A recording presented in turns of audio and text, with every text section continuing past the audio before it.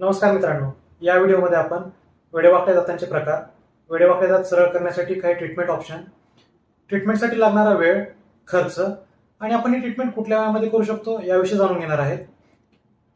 तर तुम्हाला जर वेडेवाकडे दात सरळ करण्यासाठी ब्रेसेसची ट्रीटमेंट किंवा पिनांची ट्रीटमेंट करायची असेल तर हा व्हिडिओ नक्कीच तुमच्यासाठी आहे.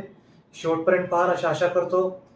मी डॉक्टर श्रीकृष्णा आणि तुम्ही पाहतात ब्रेसेस ट्रीटमेंट विथ डॉक्टर गुलेश पासमुखे.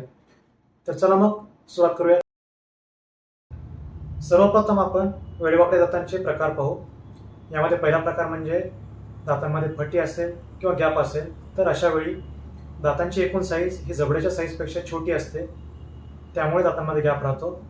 बऱ्याच वेळेला अशा केसेसमध्ये दात पुढे पण येतात.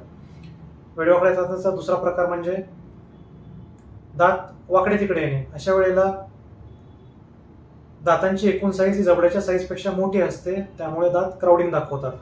वाकड्या दातांचा तिसरा प्रकार म्हणजे दातांवर किंवा दातांच्या मधून येणे.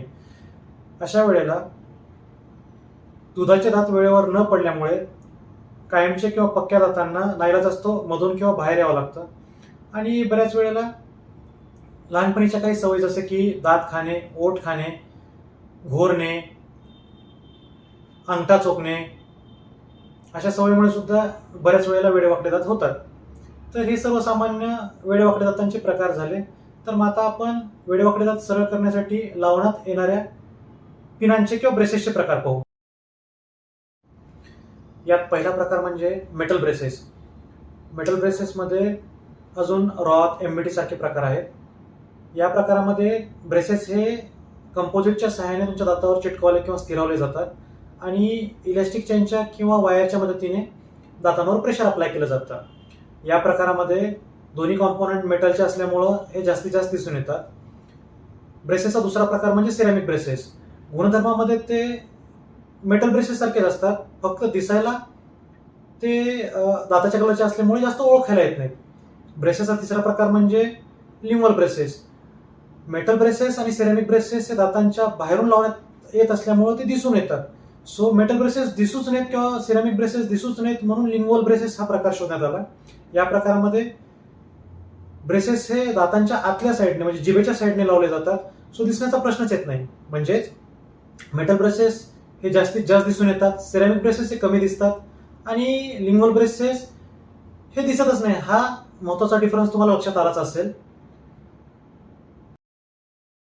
आता ब्रेसेस किंवा वायर नकोच म्हणणाऱ्या रुग्णांसाठी जवळच्या काळामध्ये एक अलाइनर नावाचा प्रकार शोधण्यात आला.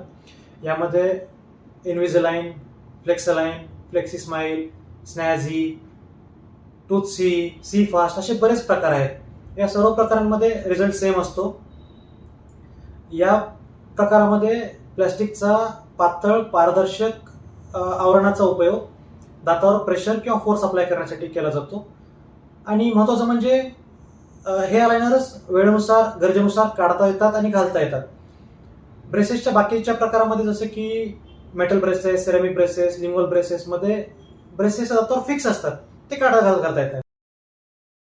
आता आपण वेडेवाकडे दात सरळ करण्यासाठी लागणाऱ्या वेळेविषयी जाणून घेऊ.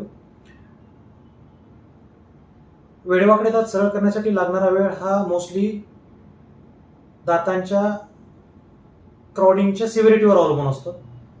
जेवढे वेडेवाकडे दात जास्त तेवढा वेळ जास्त.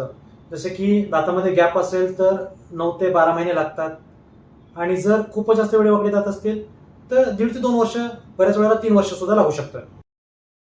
आता आपण ऑर्थोडोंटिक ट्रीटमेंटसाठी लागणाऱ्या खर्चाविषयी जाणून घेऊ. हा खर्च वेडेवाकड्या दातांची सिव्हिरिटी, लोकॅलिटी म्हणजेच गाव, शहर, doctor to doctor, patient to patient vary करत असतो. सर्वसामान्यपणे ब्रेसेस ट्रीटमेंटसाठी म्हणजेच मेटल ब्रेसेससाठी 25 ते 30 हजार रुपये खर्च येऊ शकतो.